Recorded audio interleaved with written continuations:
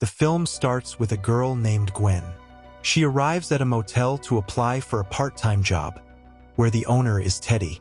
Teddy needs someone to work the night shift at the motel. Upon entering the motel, Gwen finds the reception area empty. The hotel was in a deserted location and had very few guests. Gwen was getting scared here. She starts looking for Teddy in this motel, and suddenly, someone comes in front of her. Seeing her scream, the other person also screams and finds out that it is Teddy. Teddy and Gwen talk about the job, and Gwen says, "Relax. I am experienced in this job. I will handle everything." Teddy takes her to the hotel and, while showing her the storeroom, mentions that the lock on the door is broken. Whenever she opens the storeroom, she will have to keep the brick. Otherwise, if it gets locked, she will be stuck here. The lock only opens from the outside. While leaving the storeroom, Gwen notices a lot of cars in the motel's garage. She can't tell if they are damaged or just abandoned there. She thought maybe there was an accident here or this place was haunted. There was also a pool in this motel which was in a very bad condition now. Teddy says last year there was a big hole in this pool. A lot of effort was made to fix it, but it was not filled. That's why the pool is still closed.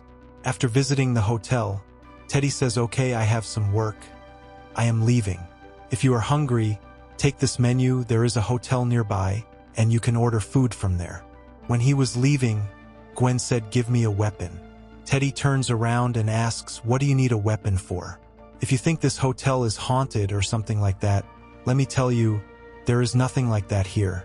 I have been running this motel for many years." Gwen says, "I'm alone here. Anything could happen to me. I should have a weapon." Teddy says, "You can call the police," but Gwen insists, "No, I just need a weapon, because it takes more than 30 minutes for the police to come here." Teddy says, "Okay, there is a knife and axe behind you. If something like this happens to you, use it and kill your enemies." Anyway, he was just kidding. Now he gets serious and says to Gwen, "Listen, I have no enemies and there is no problem. If you see any problem, you can call me." After Teddy's departure, Gwen visits this hotel again and sees big rats in this hotel. There was only one guest in this motel where Gwen knocked. She wanted to ask the guest if she didn't need anything. As Gwen knocked, the door opened and Gwen found a strange girl there. Her hands were red. She didn't even open the whole door. Don't know what was going on inside.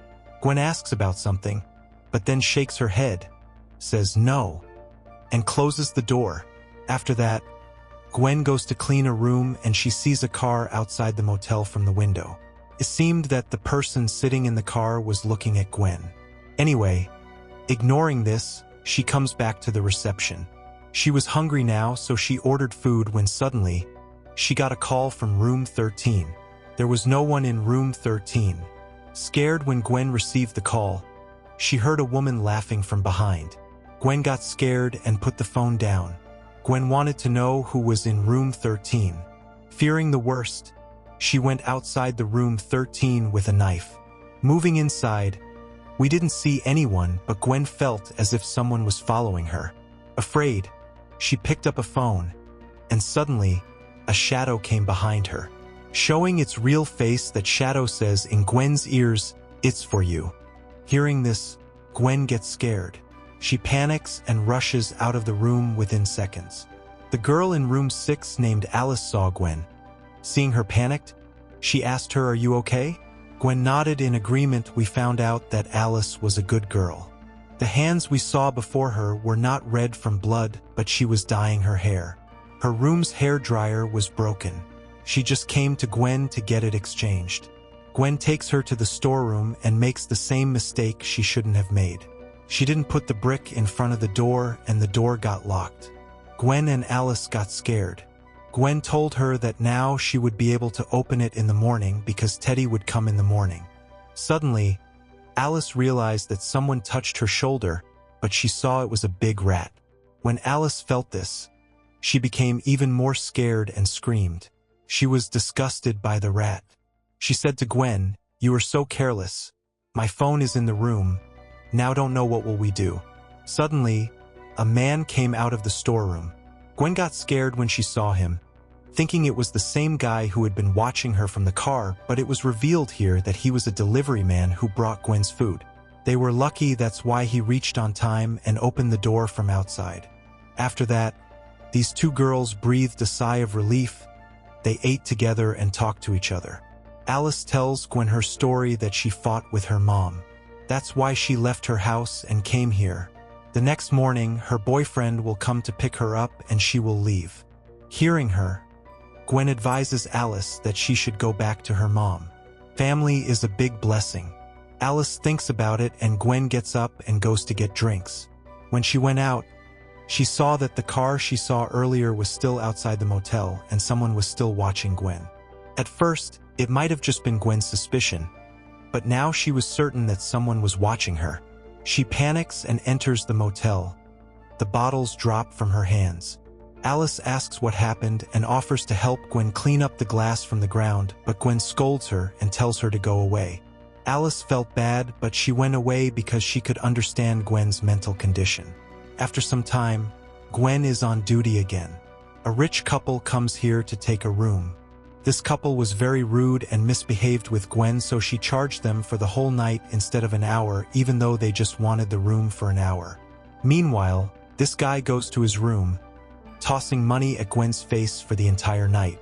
Gwen had a suspicion that they were sitting in the car, that's why she went to their room to check them. Here, they were spending time together. The girl also felt that someone was watching them. As she came out of the room, Gwen hid behind a car. As she goes back to her room, Gwen leaves. When she passed near the pool, she felt that something was moving in the pool. As she goes near the pool, the stand of the pool breaks and she falls into the pool. When she falls into the pool, a woman comes out of the pit, grabs Gwen, and pulls her into the pool. It was not a woman but a ghost. Gwen also started screaming to see it. Alice heard her screaming and came to help her.